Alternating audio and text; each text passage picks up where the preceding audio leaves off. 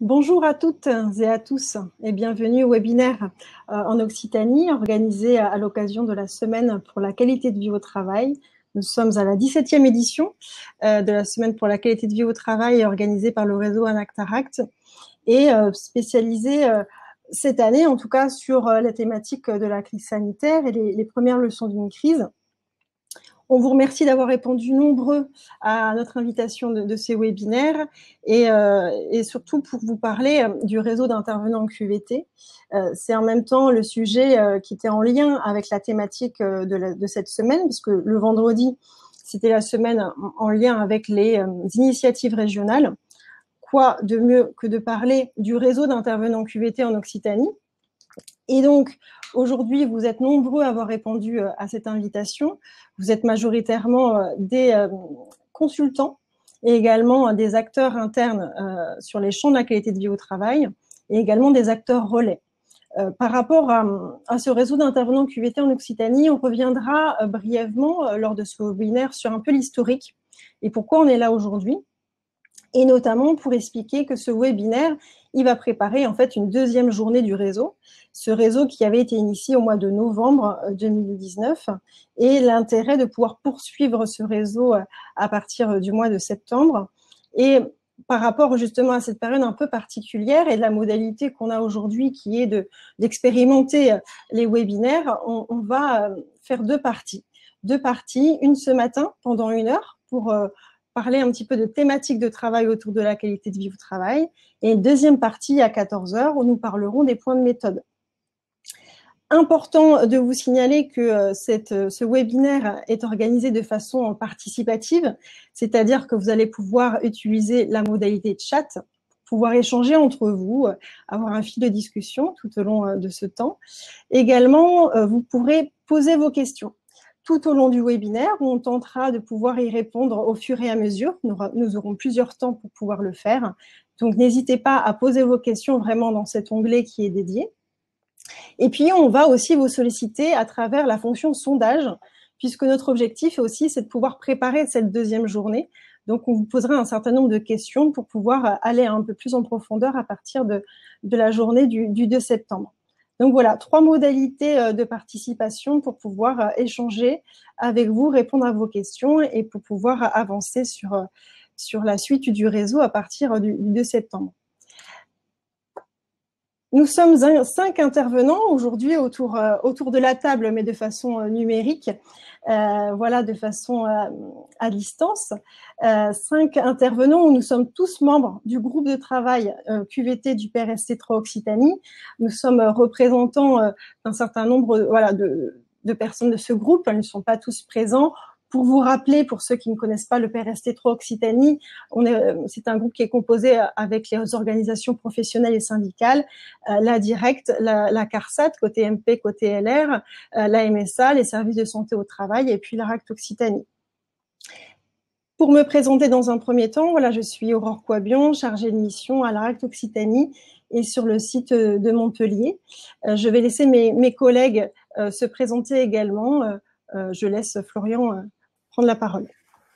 Bonjour à toutes et à tous. Donc Florian Deberge, ergonome à l'ASSIA, un des 2 services de santé au travail de Toulouse et intervenant sur le champ de la QVT et des risques psychosociaux. Frédéric Dumalin, je suis le directeur de la RACT Occitanie. Bonjour à tous et j'ai le plaisir d'animer ce groupe. Ce que ne vous dit pas la composition de notre petit groupe d'intervenants ce matin, c'est que l'on a des partenaires sociaux qui participent aussi à ce groupe de travail. La Directe est également présente, donc voilà, vous n'avez qu'un échantillon non représentatif de l'ensemble du groupe. Bonjour, Fabienne Mirobolan, psychologue du travail à la CARSAT Midi-Pyrénées, donc réseau assurance maladie et risques professionnels, branche ATMP. J'interviens essentiellement sur la prévention des risques psychosociaux et des TMS et j'ai le plaisir de participer au PRST à ce groupe sur la qualité de vie au travail.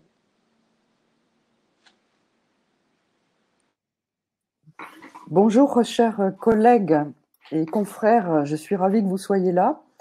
C'est vraiment un plaisir de vous accueillir. En fait, je suis consultante santé sécurité au travail, RH et RSE comme un certain nombre d'entre vous. Et là, je suis au titre de la représentation professionnelle syndicale du syndicat patronal représentatif de la branche de la prestation intellectuelle avec Syntec, qui est la fédération Sinov, bien représentée en Occitanie, et qui vous propose de réfléchir sur des métiers de la prestation intellectuelle, associant bien sûr les thèmes de la QVT. Voilà. Et c'est à ce titre que je suis là. Merci à tous pour cette présentation. Important de dire, comme l'a précisé Frédéric, voilà, nous sommes une partie de ce groupe qui avons travaillé sur l'organisation de ces webinaires. Et notre groupe, plus largement, nous travaillons sur 4 sujets, 4 actions depuis 4 ans dans le cadre du PER-ST3, donc 2016-2020. Et l'une de ces actions, c'est s'appuyer sur un réseau de consultants QVT formés et animés. Ce que nous, on entend autour de ça, c'est l'intérêt d'avoir élargi à un réseau plutôt d'intervenants en qualité de vie au travail. Pour reprendre un petit peu le contexte, on n'ira pas dans le détail puisque ce n'est pas l'objet des webinaires, mais en tout cas pour vous remettre un petit peu l'origine et un petit peu l'historique. C'était pour répondre à un besoin, des besoins qui sont à la fois nationaux et locaux, d'identifier des intervenants et également des consultants, notamment, promouvoir des démarches de qualité de vie au travail auprès des entreprises. Et c'est aussi des entreprises à la fois du secteur privé et public, aussi de pouvoir répondre à des enjeux avec les partenaires sociaux au niveau local et un enjeu aussi d'une plateforme nationale. C'est une plateforme qui est en cours de construction, qui elle est portée par le PST3 et qui a vocation à mettre en relation des consultants et des entreprises sur des prestations d'accompagnement de démarches de qualité de vie au travail. C'est quelque chose que nous, on a pu évoquer lors de la première journée de lancement du réseau le 22 novembre et qu'on réévoquera à la seconde journée au mois de septembre, de pouvoir un peu vous indiquer où en est la structuration de cette plateforme et puis les enjeux qu'il porte. Par rapport à tous ces besoins, on a lancé d'abord une journée au mois de novembre. L'intérêt, c'était de réunir un maximum d'intervenants qui soient à la fois consultants, acteurs internes ou acteurs relais, pour pouvoir se dire comment on va construire ensemble ce réseau et quels en sont les objectifs et les intérêts de chacun. Et en même temps, de se dire, on partage des principes de la qualité de vie au travail. Et sur quels principes? Les principes de l'accord national interprofessionnel sur la qualité de vie au travail et l'égalité professionnelle, qui date du 19 juin 2013, date anniversaire, puisque ça fait 7 ans, puisque nous sommes le 19 juin 2020. Intéressant de faire ce parallèle. Et en même temps, on a partagé des principes autour d'une charte d'engagement des consultants qui a été créée aussi dans le cadre du PST, qui reprenait vraiment ces grands principes et ces grands points de méthode sur la qualité de vie au travail pour se dire de quoi on parle et est-ce qu'on est d'accord sur ce sujet. Et puis, on a réfléchi ensemble à un certain nombre de modalités de fonctionnement de ce réseau. On a produit une lettre d'information que vous pourrez télécharger pour ceux qui n'ont pas pu la voir, qui reprend un peu ces fondements-là et qui permet de se dire, voilà, d'où sort ce réseau et l'intérêt de pouvoir l'intégrer, en tout cas y participer. Par rapport à cette journée de lancement, on a voulu continuer à faire vivre ce réseau avec 2 webinaires. 2 webinaires, pourquoi? Parce que la période se veut difficile pour pouvoir aussi se rencontrer de manière collégiale. Donc, cette proposition qu'on vous fait à la fois de pouvoir répondre en fait à des besoins qui avaient été évoqués le 22 novembre, ce besoin de monter en compétence sur le sujet de la QVT pour un certain nombre. Et ce qu'on vous propose, en fait, c'est de pouvoir répondre aussi à des questions, à des réponses suite à un questionnaire qu'on vous avait transmis, où il y a eu 5 thématiques sur la QVT et 5 points de méthode qui étaient ressortis de ce questionnaire sur lesquels vous souhaiteriez vous souhaitiez avoir un peu plus d'informations. Et ce qu'on vous propose, c'est qu'on partage vraiment des connaissances et qu'on consolide aussi vos acquis. C'est-à-dire que voilà, on sait bien que certains ont pas ces mêmes niveaux de compétences ou en tout cas de connaissances, et on a voulu un petit peu faire ce zoom à travers ces 2 webinaires avant de se revoir en plénière le 2 septembre, et ça sera l'occasion le 2 septembre d'être sur des choses un peu plus approfondies et notamment du retour d'expérience de certaines expérimentations et de certaines interventions. Comment on a organisé ce webinaire? Il se veut toujours participatif, donc on vous remercie d'avoir répondu à un sondage pour préparer en tout cas les thématiques qu'on va aborder ce matin et cet après-midi, pour recueillir votre vision. Donc c'est important de se dire, voilà, qu'est-ce que vous entendez autour de ces thématiques-là, et est-ce que elles sont liées à ce que nous on entend autour de la QVT, avec des principes clés de l'accord national interprofessionnel et de ce qu'on porte au niveau du PRST. Donc on vous fera des apports Zoom sur 1 heure. Voilà, il est difficile de pouvoir aller beaucoup dans le détail, mais l'intérêt aussi, c'est de vous questionner à chaque fois sur ces apports, de se dire comment vous voulez aller plus loin dans les futures rencontres qu'on va avoir ensemble, et notamment pour le 2 septembre. Autour de la table, comme je vous disais, les intervenants en Occitanie, le réseau, c'est pour qui? C'est tout un tas d'intervenants, consultants, acteurs internes, acteurs relais, où vous travaillez sur des champs d'intervention de la qualité de vie au travail et vous mettez au centre l'organisation du travail. C'est ça qu'on entend, nous, derrière la qualité de vie au travail. Et avec un intérêt de partager les mêmes principes. Le principe des 3 documents qu'on a pu mettre en référence, l'ANI, la charte d'engagement, la lettre d'information. Et un peu les modalités de participation, c'est se dire, voilà, il y a eu cette réunion de lancement, vous avez pu un certain nombre participer, d'autres malheureusement n'ont pas pu venir. Mais si vous avez cet intérêt de faire vivre ce réseau, d'y participer, parce que vous avez un intérêt de monter en compétences, de partager aussi vos expériences, vos interventions, des ressources, et être en relation avec tout un tas d'acteurs, ça, c'est nos critères d'entrée, voilà, qui sont larges, mais en tout cas qui sont portés par le groupe, et c'est ce qu'on en retient en tout cas de la journée du 22 novembre.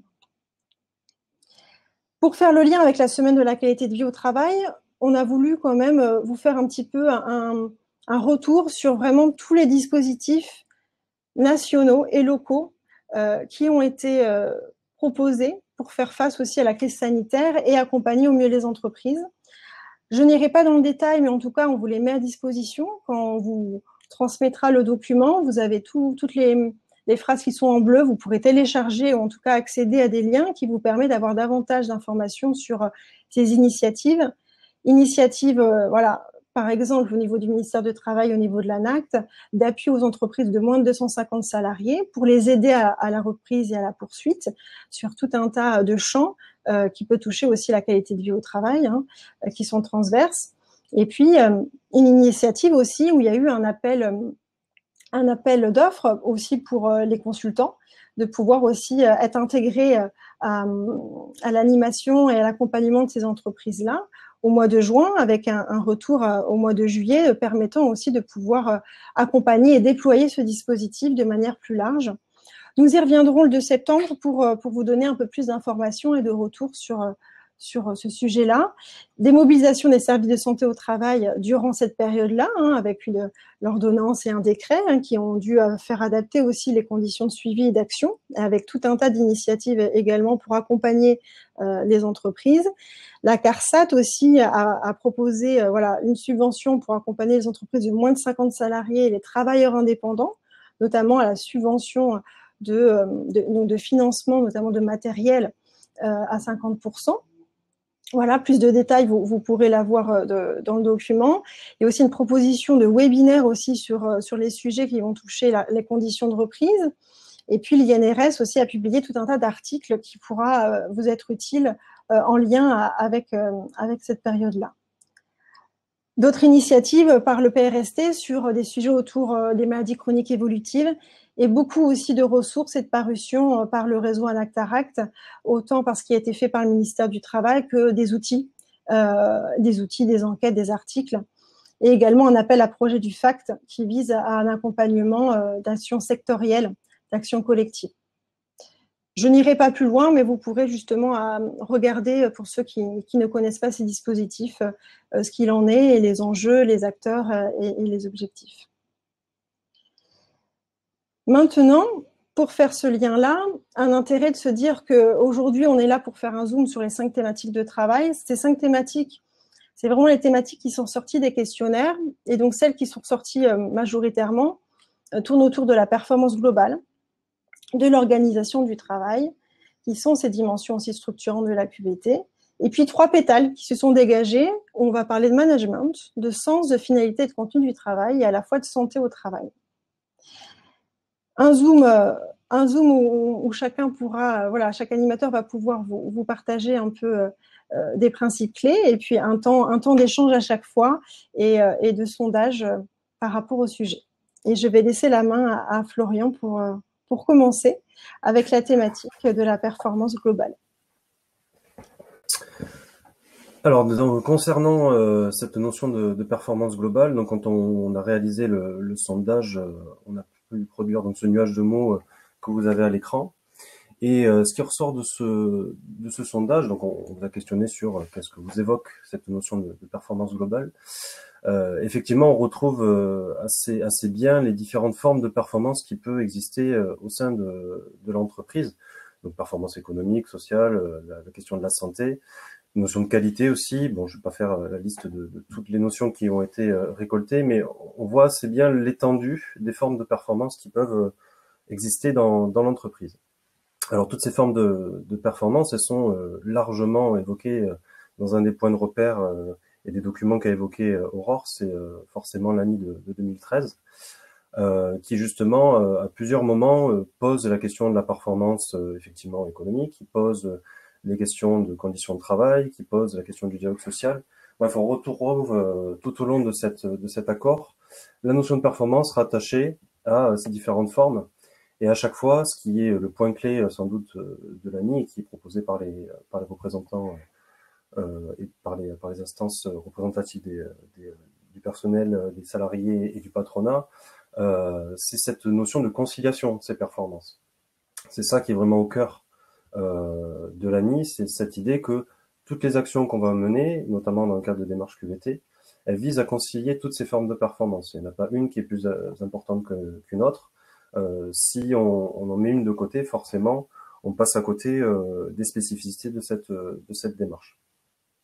Alors, on pourrait résumer sur le schéma qui va s'afficher à l'écran un peu justement ces différentes formes de performance de manière très schématique et de manière très rapide. Encore une fois, l'idée c'est de poser des points de repère ensemble.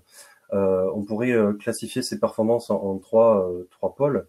Les performances économiques, donc assez classiquement, la capacité à générer du bénéfice, mais aussi à investir dans l'entreprise, sa notion de durabilité. La notion de performance opérationnelle, c'est-à-dire cette capacité aussi à apporter de la satisfaction à ceux qui sont bénéficiaires de ce qu'on produit, que ce soit un service ou un produit. Et puis la performance sociale, qui là regroupe tout ce qui peut être en lien avec bien sûr les aspects de santé au travail, de conditions de travail, mais aussi plus largement de ce qui va permettre aux individus de pouvoir se développer dans l'entreprise. Et donc, si l'idée c'est d'avoir une approche systémique et de pouvoir mettre en perspective ces différentes logiques, forcément ça met en lumière un certain nombre d'enjeux. Déjà le premier c'est la question de la compétitivité, de la transformation, de la gestion des transformations. Donc cette capacité à mettre les sujets au niveau stratégique, au niveau très global de la structure. Il y a une autre idée, c'est celle de la capacité aussi à promouvoir le dialogue social, à se nourrir déjà de ce dialogue social et puis d'en faire quelque chose qui fonctionne bien et qui apporte du plus pour la performance globale de l'entreprise. Là, on pourrait raccrocher aussi l'idée d'intégration de l'ensemble des parties prenantes, pas seulement celles qui sont dans la structure. Et puis enfin, il y a le dernier point clé, je pense aussi qu'on va largement évoquer tout au long de ces deux webinaires, c'est celui de pouvoir intégrer aussi le point de vue du travail réel. Ça, je pense que ça va intéresser pas mal d'entre vous. C'est forcément un point de vue que l'on porte aussi dans la démarche QVT. Et donc, ça sous-tend de pouvoir organiser un système d'acteurs qui va permettre ce fameux dialogue professionnel, qui va permettre de mettre en perspective les logiques globales et les logiques plus locales au sein de l'entreprise. Et c'est sur cette logique-là que ça va permettre notamment de raccrocher à une autre notion qui est évoquée dans l'ANI, c'est celle de la qualité du travail, et pas forcément que de la qualité de vie au travail, mais la qualité du travail, et cette possibilité de se reconnaître dans ce qu'on fait au quotidien. Donc voilà pour les principes clés de manière très très brève qu'on voulait vous partager sur cette notion de performance globale, conciliation des performances, bien sûr, en mettant en œuvre un système qui permet de mettre en débat comment on travaille et comment on veut configurer nos systèmes de travail. Merci Florian. par rapport à cette thématique de la performance globale, on vous invite à, si vous avez des questions, à nous poser les questions sur l'onglet questions. Et on vous invite également à répondre à un petit sondage qui aura lieu pour chacune des thématiques. Un sondage qui vous permet à la fois de pouvoir vous dire, par rapport à ce sujet-là, vous êtes intéressé pour avoir soit un approfondissement du thème par un expert, c'est-à-dire vous dire que vous souhaiteriez aller plus loin à l'occasion des prochaines rencontres qu'on va avoir ensemble, soit notamment le 2 septembre, ou même à d'autres rencontres. Qu'est-ce qui vous intéresse par rapport à ça? Est-ce que vous souhaiteriez aller un peu plus loin sur ces notions et donc d'avoir quelqu'un qui puisse un peu nous faire un retour sur ce qu'il en est, et puis en même temps de se dire, est-ce que vous voulez avoir un témoignage d'entreprise qui va permettre de pouvoir se dire voilà comment ils ont concilié l'ensemble des différentes performances. Un retour d'expérience sur des interventions où il y a pu avoir justement la performance au cœur et la performance globale au cœur de l'intervention. L'intérêt de se dire est-ce que vous souhaiteriez avoir un atelier créatif ou un test d'outils QVT, c'est-à-dire de tester des outils pédagogiques qui peuvent avoir été créés par le réseau, notamment autour de ce sujet, ou un intérêt de vous dire vous aimeriez échanger entre vous, entre intervenants du réseau, sur des pratiques autour de ce sujet. Ou sinon, c'est un sujet qui ne vous prête pas plus d'intérêt, ou en tout cas, vous sentez que vous êtes moins concerné. N'hésitez pas à répondre à ce sondage maintenant ou même tout au long du webinaire, puisque l'intérêt pour nous de recueillir quelle est la modalité que vous aimeriez avoir pour approfondir le sujet, nous permettra, nous, d'un peu plus d'orienter l'organisation du 2 septembre. Et même l'organisation d'autres événements qu'on pourrait avoir sur l'année prochaine. Voilà pour l'introduction du sondage. Et je laisse la main peut-être à Frédéric, si nous avons des questions, il me semble, sur l'onglet questions. Merci. Alors, on aura bien un sondage par thème pour définir les modalités de travail sur chacun des thèmes quand on va se revoir le 2 septembre. Je crois que c'est ça. C'était la question ? Non, c'est une question que je te pose pendant que je prends connaissance des questions qui viennent d'être déposées sur le fil. Oui, tout à fait, un sondage par thématique, où justement, en fonction des thématiques, il pourra y avoir des approfondissements différents et des modalités de travail qui seront différentes. Et donc, on a cet intérêt de vouloir savoir qu'est-ce qui vous intéresse. Alors en fait, on a trois questions qui sont arrivées. Il y a une première question qui est de savoir s'il est encore possible de rejoindre le réseau d'intervenants. Pour l'instant, c'est pas un réseau d'intervenants fermé, c'est plutôt une communauté qui s'ouvre. On verra ensuite et on travaillera à l'occasion du 2 septembre sur la façon dont on la fait vivre, éventuellement la façon dont on la rejoint ou la quitte. Mais dans l'état actuel des choses, c'est pas un cercle fermé, c'est bien un cercle qui est ouvert aux différents intervenants qui souhaitent bosser sur la QVT. Carole nous pose une question autour de la façon dont on peut mesurer la qualité du travail. J'en sais rien. J'ai envie de dire, c'est un vrai beau sujet qui mérite d'être discuté avec les professionnels du travail, avec les experts du travail. Et en fait, je pense qu'il n'y a pas de réponse possible autre que celle que l'on va pouvoir produire dans le cadre d'une discussion que l'on aura avec un collectif de travail qui permettra de s'accorder sur ce qu'est la qualité du travail. Une des questions qui peut être intéressante, c'est savoir la façon dont on associe les utilisateurs de ce travail, les destinataires du bien ou du service, pour apprécier ce qu'il en est de la qualité du travail. Ça peut être un beau sujet de travail. La notion de performance opérationnelle, c'est intéressant parce que c'est une notion, en fait, cette notion de performance opérationnelle, elle vient de chez les cheminots quand on a bossé sur les questions de la qualité de vie au travail.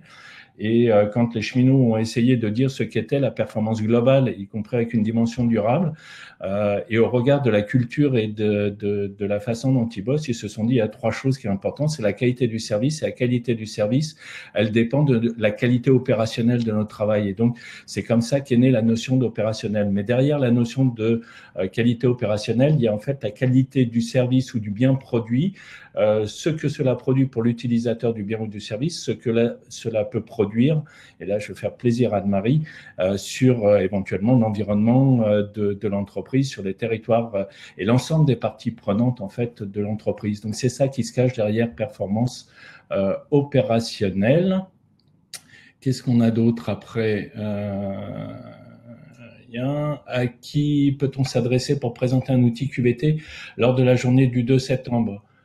C'est une bonne question. À nous, et en particulier, vous allez apprendre peut-être à la faveur vous avez déjà vu qu'il y a une adresse, nous avons ensemble une adresse qui peut être utilisée, une adresse intervenant QVT Occitanie.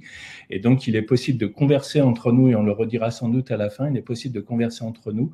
Et donc, on redonnera soit là, soit en le rajoutant dans les éléments qu'on vous enverra après le webinaire, on vous donnera l'adresse par laquelle vous pouvez communiquer vous pouvez communiquer entre nous, en fait, et ce sera un lieu possible pour faire une proposition de présentation d'outils QVT ou de modalités de travail. Dernière question, Frédéric, et après on va continuer, on répondra aux autres questions au fur et à mesure et même à la fin.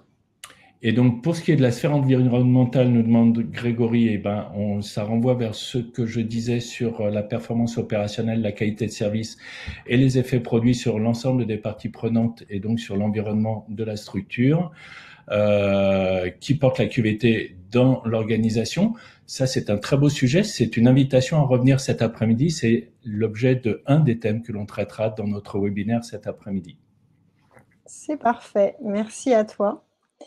On continue sur le thème suivant, sachant que voilà, si vous avez d'autres questions, on y répondra au fur et à mesure, et notamment aussi en fin de webinaire. Voilà, n'hésitez pas en tout cas à le faire.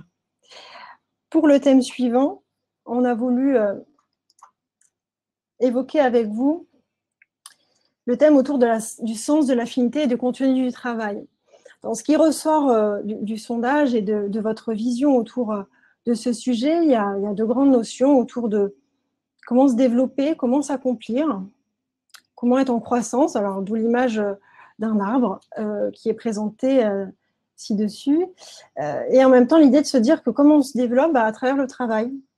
Est-ce qu'on a ce sentiment d'utilité dans le travail, de cohérence par rapport à ce que je fais, ce qu'on me demande, cet intérêt dans le travail, ce qui nous permet de pouvoir se dire comment là on est motivé, et de parler d'engagement. Ce qui revient en fait à évoquer la définition de l'ANI qui reprend l'idée de sens et l'idée d'engagement dans la définition, et de se dire que ça regroupe les actions qui permettent d'agir sur les conditions d'exercice, sur l'organisation du travail pour favoriser le sens et l'engagement. Mais en même temps, on ne parle pas là du contenu du travail dans cette définition à ce moment-là, puisque nous, en tout cas, de ce qu'on porte au niveau du réseau Anactaract, quand on parle de contenu du travail, on parle de 4 grands champs, 4 grands principes que vous connaissez peut-être: autonomie au travail, valeur du travail, travail apprenant, travail complet. Et ça revient un peu à parler de cette vision systémique, de l'homme au travail, et de parler à la fois de ce qui est visible et invisible dans le travail, et à la fois de parler de l'individu, de l'organisation, d'un collectif. Et c'est vraiment cette vision systémique qui est portée autour du contenu du travail. Ça revient de se dire, voilà, par rapport au travail apprenant, c'est qu'est-ce qu'on me demande de faire? Des tâches qui soient à la fois visibles, qui soient même physiques, en même temps des tâches aussi qui sont cognitives, donc qui sont plus invisibles. Et ça renvoie aussi à cette notion de compétence qui n'est pas visible initialement autour du travail. Et puis, c'est de se dire quels sont les moyens qui nous sont donnés pour pouvoir réaliser son travail. Et on retrouve les principes clés de la QVT, la possibilité de pouvoir s'exprimer, de pouvoir agir, et aussi de se questionner sur pourquoi on fait ce travail-là. Pourquoi on le fait, et comprendre qu'en même temps, la ligne directrice qui est donnée par une entreprise et les objectifs qui sont donnés, est-ce qu'ils correspondent à nos valeurs, à ce que nous, on veut aussi faire dans le cadre de notre travail, et de se dire que justement, on a ce sentiment d'utilité, qu'il y a une raison pour laquelle on le fait. Et il y a ce sentiment de travail complet, et donc forcément de se dire, est-ce qu'on a cette vision de l'ensemble des étapes d'un processus pour pouvoir bien le comprendre, et de se dire qu'on a ce sentiment de pouvoir aussi le maîtriser, et puis de se dire qu'on a cette possibilité d'être responsable aussi d'un des maillons de cette chaîne-là. Donc voilà, cette vision systémique autour du contenu du travail qui est beaucoup plus large que ce qu'on peut entendre autour de ça. Et ça renvoie aussi à se dire qu'on peut se poser aussi un certain nombre de questions, et poser en fait des questions à l'entreprise quand elle veut travailler sur les champs de la QVT. Quand on parle de contenu du travail, on peut lui proposer parfois d'être sur des questionnements, des questionnaires ou même des baromètres qui questionnent en fait ces notions-là, pouvoir se dire, voilà, est-ce qu'un salarié, il va pouvoir se répondre sur une échelle de valeur, est-ce que j'utilise mes compétences à leur juste niveau? Est-ce que je fais un travail de qualité? Est-ce que je fais un travail qui a du sens pour moi au regard de l'ensemble des changements qui sont en train de se passer dans l'entreprise? Et est-ce que je peux prendre des initiatives ou des décisions dans mon travail? C'est des questions parmi tant d'autres qui peuvent être posées et qui sont intéressantes parce que ça renvoie vraiment à ces notions-là. Mais ce qui est intéressant aussi, c'est de se dire qu'il n'y a pas que sur ça qu'il faut questionner, c'est aussi questionner le pourquoi et c'est aussi questionner le comment. Au-delà d'avoir la réponse d'un salarié sur ces questionnements-là, qui peuvent avoir des réponses diverses, c'est aussi après aller plus loin dans les situations de travail, les situations qui font sens, et de se dire, voilà, comment je fais mon travail, dans quelle situation, justement, je considère faire un travail de qualité, avec quelles conditions, avec quels critères.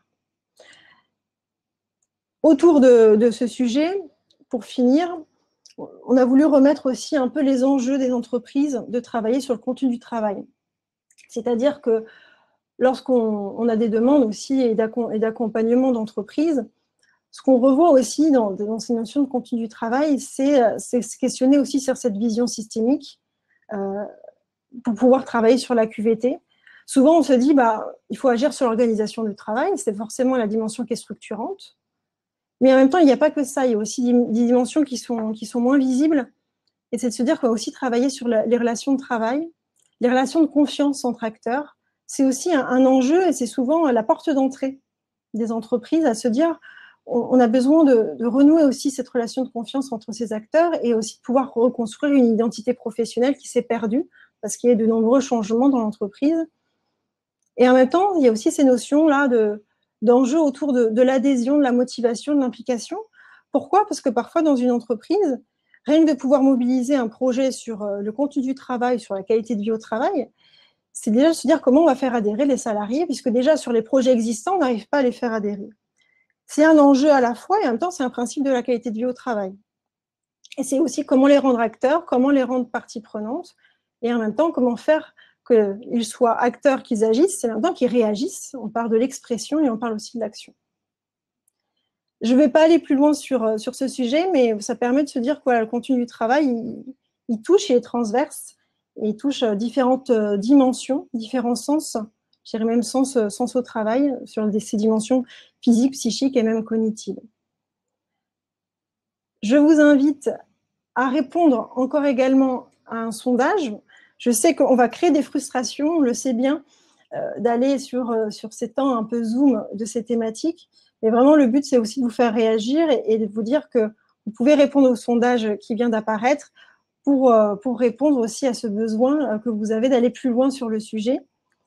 Et je propose à Frédéric de répondre à 2 questions seulement pour pouvoir après continuer sur la suite des thématiques et de répondre aux autres questions peut-être en fin de webinaire.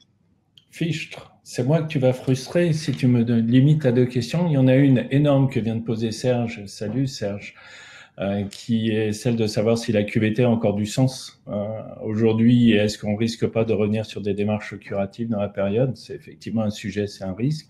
Et c'est l'objet de débat actuellement. Hein. Est-ce qu'on peut parler de QVT dans les EHPAD quand on a des gens qui ont, dans leur activité professionnelle, eu à gérer la mort d'un certain nombre de patients et en fait, en discutant avec les gens des EHPAD et en discutant, hier, on avait un webinaire qui rassemblait des représentants des employeurs. Il y avait la présidente du MEDEF Occitanie qui était là, il y avait le secrétaire général de la CFDT Occitanie qui était là et ils étaient assez d'accord pour dire ensemble que plus que jamais, en fait, on a des sujets QVT dès lors où, quand on parle de QVT, on parle bien de ce qui permet de travailler dans les conditions d'aujourd'hui, de l'organisation telle qu'elle évolue dans les conditions d'aujourd'hui, de la qualité du dialogue social et de la possibilité pour les salariés de participer. C'est plus que jamais urgent, avec des questions en matière de parcours, en matière de trajectoire, en matière de santé, avec les préventions et les enjeux de prévention intégrés. Donc oui, la QVT plus que jamais aujourd'hui, dès lors où on a bien une représentation qui est celle proposée par les partenaires sociaux de la définition de ce qu'est la qualité de vie au travail.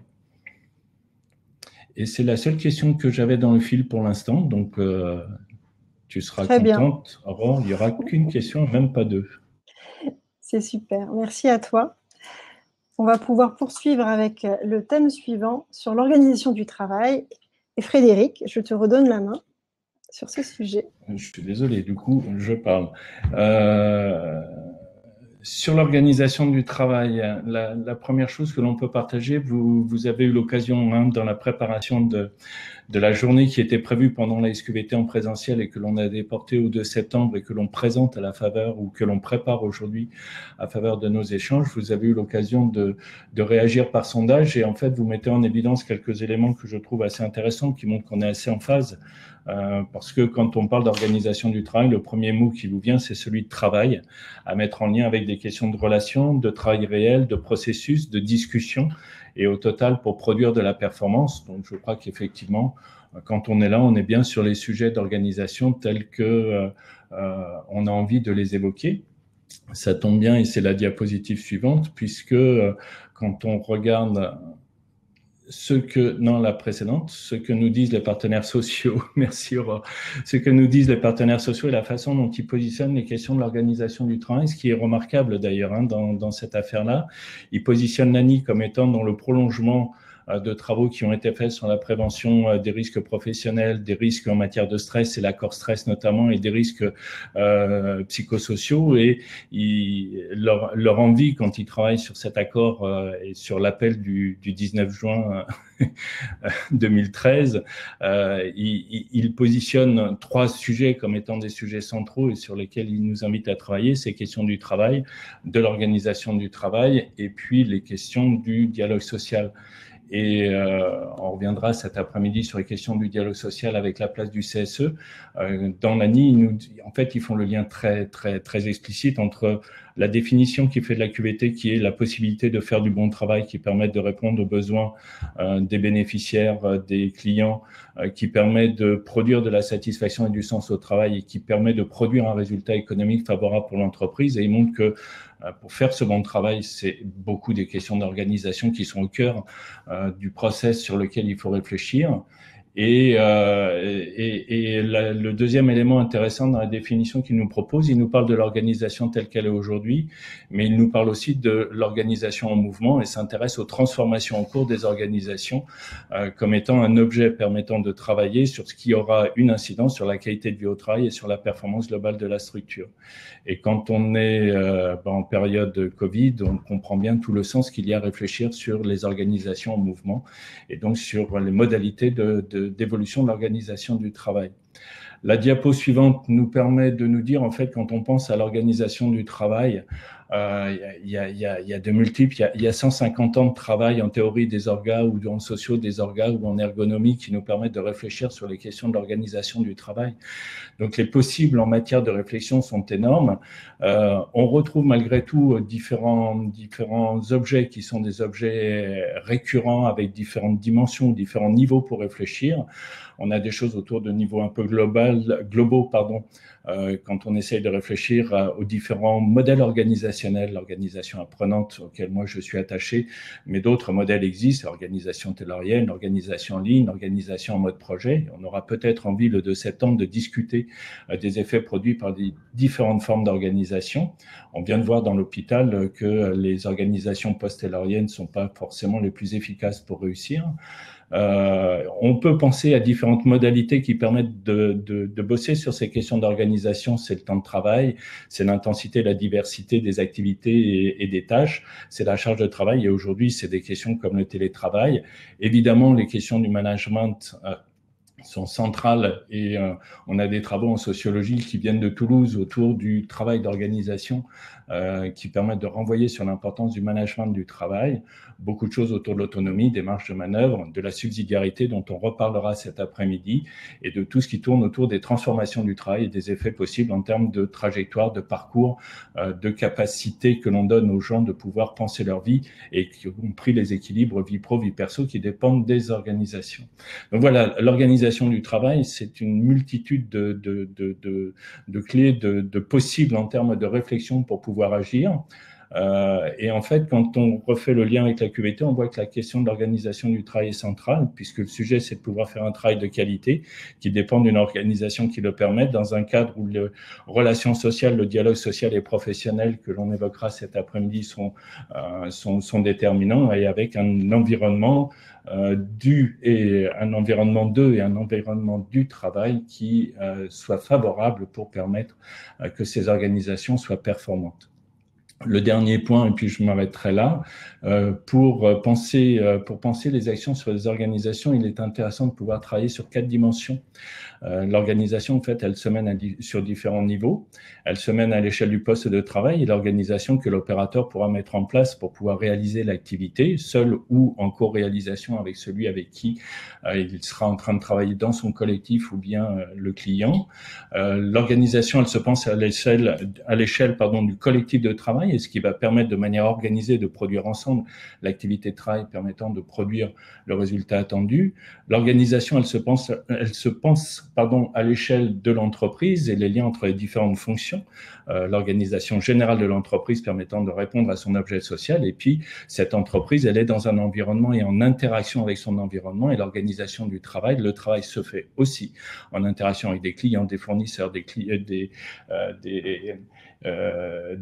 partenaires. Et donc, cette organisation et cette possibilité de penser l'organisation du travail aussi à l'échelle de l'environnement de l'entreprise et des interactions des acteurs de l'entreprise avec leur environnement sont des sources possibles de réflexion et d'action sur les questions d'organisation. Et enfin, et puis ce petit mot de conclusion pour cette partie-là, pour chaque action, c'est utile de réfléchir aux effets produits sur ces 4 niveaux d'organisation, donc de penser les effets produits, parce que sinon il va falloir penser les plaies qui auront été produits par une organisation dysfonctionnante. Voilà pour ce qu'il est de ce que j'avais à vous raconter là-dessus pour aujourd'hui. Il y a quelques questions, Frédéric, dans le fil. Frédéric, oui, on a pas mal de questions. Le sujet a fait pas mal réagir parce que je crois que Anne a démarré par une remise un petit peu en cause de la compréhension des termes, parce que nous, les consultants, on finit par jargonner quelque part, c'est-à-dire, et en plus, si on sera dans le réseau QVT, on va apprendre toutes les méthodes qu'on verra cet après-midi que diffuse l'ANACT, ARACT, et on va avoir un référentiel commun, mais il y a des cultures d'entreprise aussi qu'évoque aussi Grégory, des référentiels sectoriels qui ne sont pas forcément ceux qu'on a en transverse dans les référentiels ANACT, ARACT. Il y a en fait du coup quelle est la place de l'adaptation, de la personnalisation qu'on peut en faire dans les différents secteurs, si je traduis bien les questions de nos confrères, et est-ce qu'on peut avoir des retours aussi sur des expériences plus avancées d'entreprises libérées, de télétravail, qui sont elles des entreprises un petit peu de mouvement que tu décrivais tout à l'heure, mais qui peuvent peut-être s'appliquer. Qu'est-ce qui va s'appliquer en transverse? Qu'est-ce qui va s'appliquer dans des secteurs? Comment on va adapter tout ça?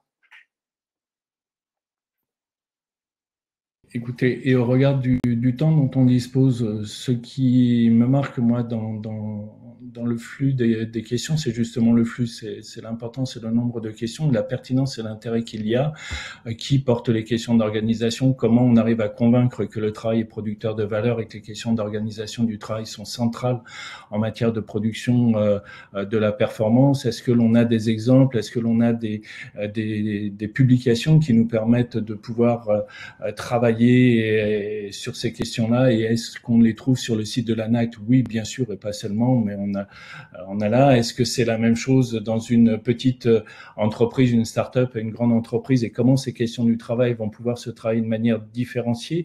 Et est-ce que les fondamentaux sont les mêmes? Sans doute. Mobilisés de la même façon? Sans doute pas. Et donc, y compris le travail d'organisation selon la taille de l'entreprise, les caractéristiques de l'activité, et du coup la façon dont le travail de chacun va s'organiser ou pas de manière individuelle ou collective sont des déterminantes de la réflexion sur l'organisation du travail. Il y a tellement de choses là, en gros, ça veut dire que le 2 septembre, on va avoir un super moment d'échange autour de ces questions d'organisation, et donc je suis impatient que l'on se retrouve là-dessus le 2 septembre. Merci Frédéric. Merci à vous pour toutes ces questions et auxquelles on tente de répondre, et comme disait bien Frédéric, qu'on essaiera de répondre et d'approfondir le 2 septembre. Le sondage aussi, vous avez dû le voir, a été mis pour cette thématique-là. N'hésitez pas aussi à répondre et je vais pouvoir laisser la main à Anne-Marie pour la suite, puisque nous allons travailler et échanger, en tout cas, partager quelque chose autour du management.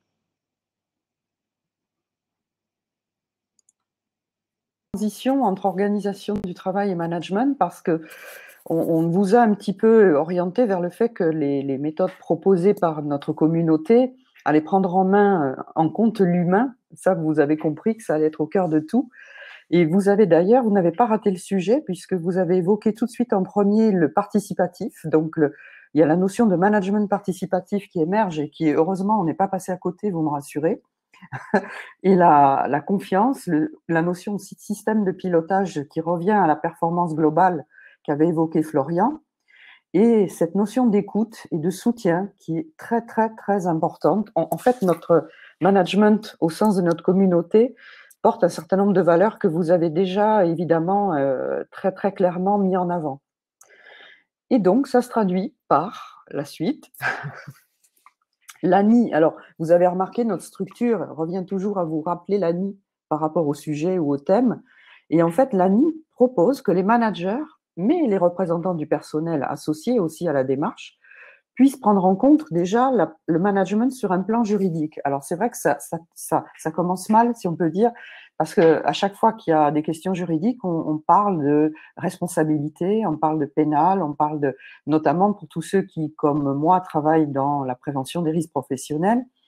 Et donc, c'est ça qui sort souvent en premier, ce qui fait que le manager porte d'abord la responsabilité sur ses épaules. Mais on s'aperçoit aussi que l'objectif, c'est d'aider le manager à mieux appréhender les difficultés qui vont permettre au travail de se réaliser dans de bonnes conditions, et le fameux travail réel qu'on a évoqué, et pas forcément le travail prescrit, et que dans cet esprit, on va favoriser les échanges. Du coup, on a un triptyque intéressant où le manager, au cœur de la démarche QVT, va d'une part faciliter la mise en place de méthodes professionnelles, donc ça va être un peu le référent, et souvent le manager de proximité, le référent pour mettre en œuvre les techniques professionnelles adaptées aux métiers et aux tâches qui sont exigées.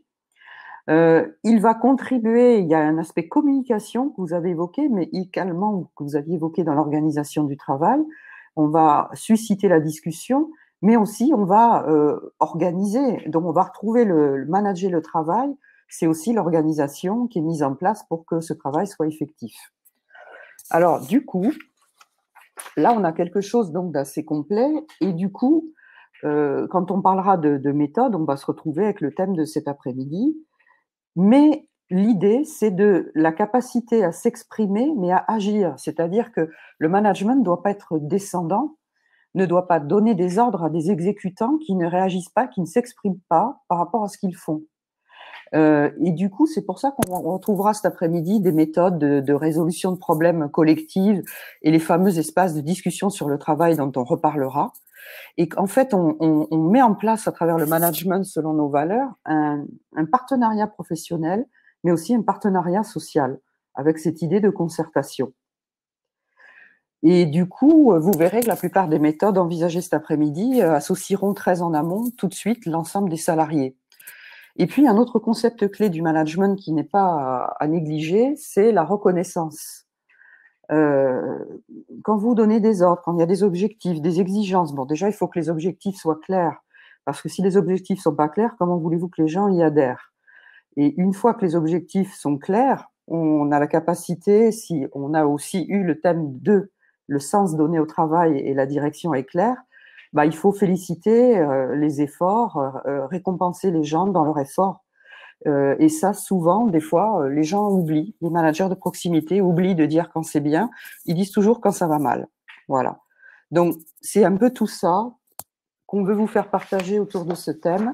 C'est assez classique. Et puis, à la fin, évidemment, l'apothéose avec la notion de cohésion et de travail d'équipe que certains d'entre vous accompagnent aussi au quotidien avec des outils de facilitation, avec des outils de travail collaboratif.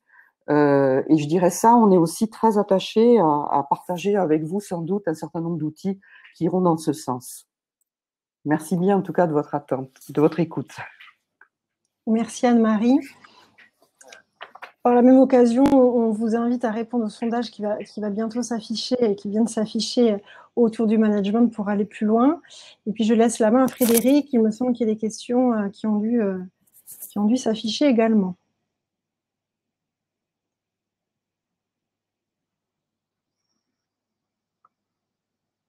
Excusez-moi, je n'avais pas mis mon micro. Que pensez-vous des formes de management qui parfois uniquement sur la professionnalité des professionnels, proposent la suppression pure et simple du management par les humains, l'entreprise libérée? Je vous invite à regarder, on a publié sur le site de l'ANAC il n'y a pas très longtemps un travail de réflexion assez approfondi à partir d'une étude sur les différentes formes d'organisation, et en allant voir, notamment dans un certain nombre d'entreprises qui ont adopté un modèle organisation dit entreprise libérée, ce qu'il en est des résultats produits. Alors on a l'habitude de dire dans le réseau ANAC-TARAC qu'il n'y a pas de déterminisme organisationnel et il n'y a pas un modèle organisationnel a priori qui est excellent et d'autres qui ne le seraient pas, mais ce que l'on a compris malgré tout, c'est qu'effectivement, quand on veut penser l'organisation et si on veut pouvoir structurer les affaires en évitant la loi du plus fort et en évitant de mettre les gens sous pression démesurée, alors le travail d'organisation est nécessaire, le management de proximité est généralement utile pour pouvoir penser correctement ou en tous les cas animer le travail de réflexion autour de la question de l'organisation. Après, est-ce que le manager est un salarié comme un autre, un collaborateur comme un autre?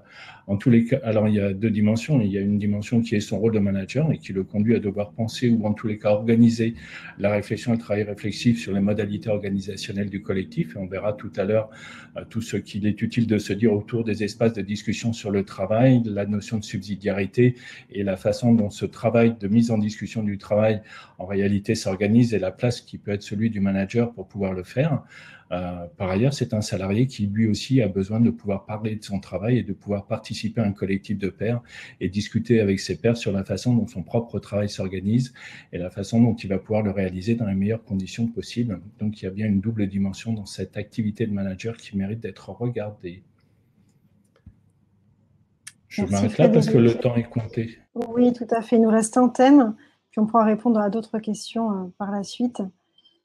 J'ai bien vu une question qui vient de s'afficher. Je vais laisser la main à Fabienne pour nous parler du thème de la santé au travail. Alors, puisqu'il m'incombe de terminer ce panorama des différentes thématiques sur lesquelles vous souhaitiez un approfondissement, alors les points saillants pour résumer ce qu'évoque pour vous la santé au travail, bon, il ressort la prévention. Donc ça, c'est plutôt une bonne nouvelle. Hein. La santé au travail, c'est avant tout prévenir, hein, au sens des 9 principes de prévention. Donc, le droit du travail, c'est réglé par la loi, ces affaires-là, et c'est bien qu'il y ait un état de droit par rapport à ces questions-là. Donc, c'est si possible éviter les risques. Le risque zéro n'existe pas. Donc, il s'agit bien, derrière la notion de prévention, d'évaluer les risques. Et là, on a la notion de document unique d'évaluation des risques. Ce qui ressort aussi, c'est la notion de protection collective, individuelle. Nous retrouvons bien donc les différents maillons qui forment la chaîne de prévention, primaire, secondaire et tertiaire, et qu'il faut effectivement continuer à faire tenir ensemble avec une prédilection pour l'approche primaire et collective, autrement dit pour des actions qui touchent à l'organisation et aux conditions de travail, en respect toujours, bien sûr, des limites du corps et du psychisme humain. Et là, on voit bien toutes les résonances avec tout ce qui a été dit précédemment. Émerge la notion de travail. Alors, le travail au sens de la centralité du travail, au sens où le travail peut être opérateur de santé, d'identité, d'accomplissement, de reconnaissance, de bien-être, ou bien il peut être destructeur de santé, selon la valeur dont ce travail est porteur, son utilité ou son inutilité, et les conditions matérielles et techniques et humaines dans lesquelles donc le travailleur l'exerce. Et enfin, je dirais que dans le nuage apparaissent les trois niveaux, les trois registres qui définissent la santé, registres qui sont intriqués entre eux au sens de l'OMS, la santé physique, psychique et sociale. Donc, pour le dire trivialement, nous ne sommes pas bien dans notre corps quand nous ne sommes pas bien dans notre tête, nous ne sommes pas bien dans notre tête quand nous ne sommes pas bien dans notre corps. Idem pour les relations sociales qui jouent un rôle déterminant dans l'équilibre individuel et collectif. Alors, pour passer à la diapo suivante, qui fait le lien avec l'accord même, l'objet même de l'accord 2013 pose bien historiquement le continuum qui s'est opéré et qui inscrit cette année QVT dans le droit fil, entre autres, des accords précédents de 2008 sur le stress, puis en 2010 sur la violence, et qui pose donc le fameux lien entre risques psychosociaux et qualité de vie au travail, lien qui fit couler beaucoup d'encre et dont je dirais très simplement, très vite, quelques mots. Donc il ne s'agit ni de renvoyer dos à dos ces notions, ni de les antagoniser, encore moins de les hiérarchiser, mais plutôt de se poser la question de qu'est-ce qu'on convoque comme démarche, comment on les articule à bon escient et en fonction du contexte et des besoins de l'entreprise. Alors, ceci étant dit, il y a un point commun entre l'approche santé et l'approche QVT qui ressort, c'est la place primordiale de l'organisation et des conditions physiques et psychiques de travail, encore une fois, qui sont déterminantes pour sécuriser ces modes d'organisation du travail. Et enfin, à gauche, là, le schéma sur les catégories GOLAC 2011, donc précédemment à l'accord QVT. Je rappelle que des outils d'évaluation des risques psychosociaux tels que la grille RPS et DU de l'INRS, qui d'ailleurs est en cours de réflexion et qui va sortir incessamment, et aussi l'outil Faire le point pour les entreprises de moins de 50, ces outils se sont adossés sur ces catégories GOLAC. Donc, jusqu'à présent, ces catégories font la preuve d'un fort effet structurant pour comprendre les contraintes psychosociales auxquelles sont exposés les travailleurs. Et entre ces catégories GOLAC et les éléments descriptifs de la QVT, je terminerai par ça, il y a une convergence qui est grande sur les enjeux de contenu du travail, de conciliation vie professionnelle, vie personnelle, de relations, d'expression des salariés, des valeurs, etc. Ensuite, diapo suivante. Merci Aurore. Voilà. L'idée dans cette diapo, c'est pas de dire qu'il y aurait un primat de la santé sur d'autres dimensions, mais que l'enjeu santé va de pair avec l'ensemble des enjeux de la QVT, que c'est un enjeu qui est transversal, qui s'articule avec les autres dimensions, et que dans toute conduite de projet ou de transformation des situations de travail, il y a forcément un volet santé à prendre en compte. Et c'est bien ce maillage concret qui va permettre de vérifier que la santé est au cœur du système entreprise à partir d'une approche qui, si possible, est le plus en amont possible et qui cherche à intégrer les différentes logiques d'acteurs. Alors, le schéma à gauche représente en quoi consiste une culture de prévention qui s'harmonise bien avec les principes de la QVT à partir de l'écoute du réel, il a été question du travail réel, d'un pilotage de la démarche qui embarque plusieurs niveaux d'acteurs, qui prend en compte la complexité de l'organisation, qui accepte l'apprentissage par essai et erreur et qui fait la place à l'expérience et qui s'améliore continuellement. Et enfin, je terminerai par la dernière diapo pour dire que mettre en place ce qu'on appelle un système de management de la santé, un SMS, suppose de construire une place centrale au dialogue social et à l'expression des salariés. Ça a été largement évoqué, on y reviendra cet après-midi. Il y a l'idée qu'il y a à voir l'intelligence collective, l'organisation apprenante, et que le tout est plus que la somme de ses parties.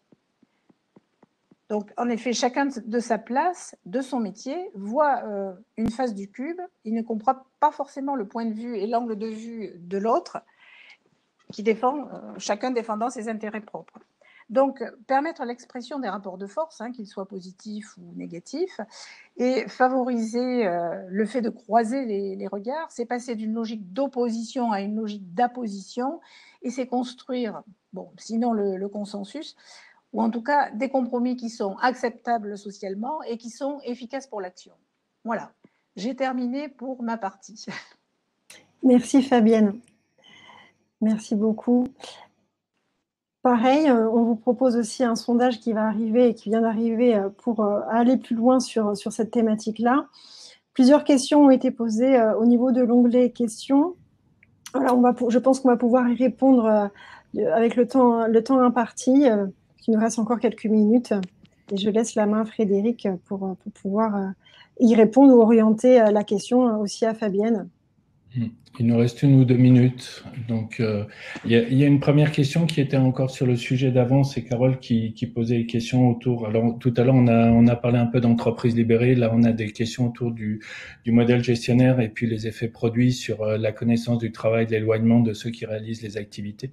C'est un vrai sujet sur lequel on aura sans doute envie de travailler quand on travaillera sur les questions de management, le rôle, la place, les compétences nécessaires. Et on voit que dans les grandes organisations notamment, on recherche de plus en plus des compétences de type gestionnaire, voire de gestion RH, quand on a aussi des sujets à manager le travail. Et donc la question du management du travail est sans doute un point qui pourra nous intéresser.